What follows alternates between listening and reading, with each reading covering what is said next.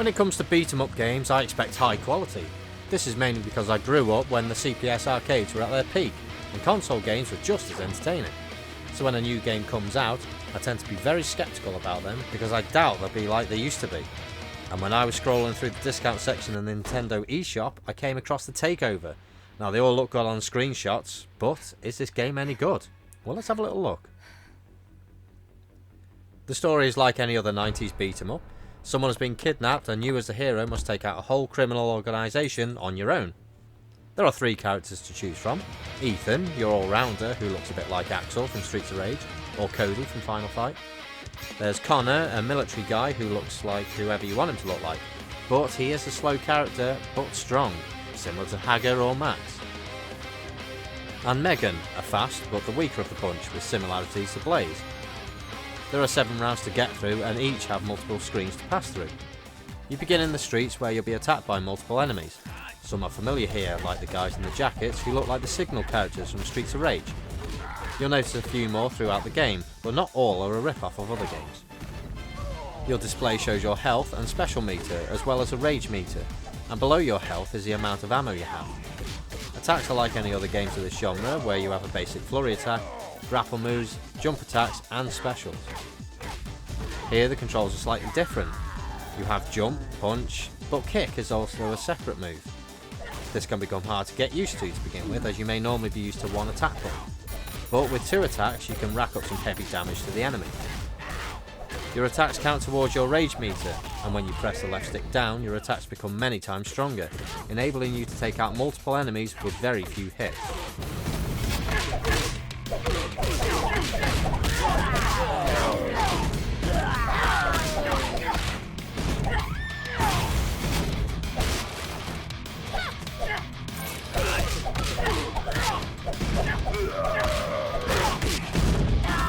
Your special attack will knock down all enemies on screen temporarily and take off some of their health.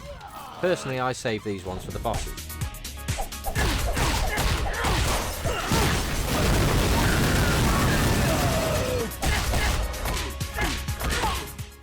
You can draw your gun as well to shoot at enemies, although I didn't really use it that much. It's okay for enemies that you want to keep at bay, like the women carrying katanas.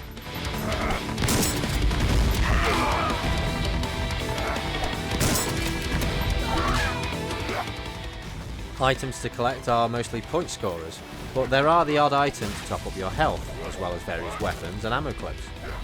But is this game any good? I'm surprised it is pretty good. My first impressions were that it looked a bit cheap, like a mobile game that was just rushed, but I was completely wrong. The game plays great and has plenty of levels to get through. Its difficulty has a nice balance, and don't get me wrong, there are a few moments of swearing, but it was doable. I completed it after a few sessions, and I didn't feel like there was something I would never play again. There are 2 endings, good and bad depending on which option you choose, plus the bonus unlockable character, who I found to be the best of the bunch. The range of moves from each character differ enough to make you want to play the game through with each one. The graphics are excellent, with many varied locations to get through, and some stunning backgrounds. The music is good too, with the help from Yuzo Koshiro. It really gives you that Streets of Rage vibe. There are other composers in there, but I have no idea who they are because I'm old and I don't care. And there are some unusual stages too, like a nod to Afterburner.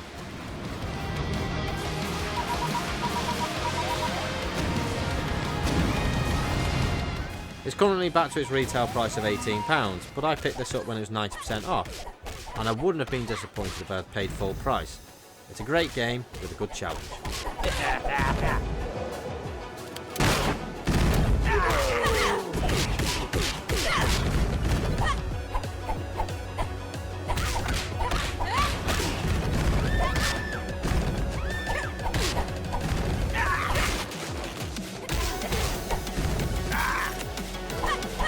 Arm to the teeth.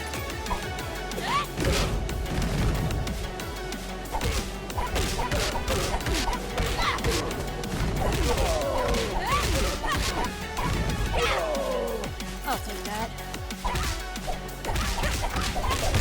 Yeah.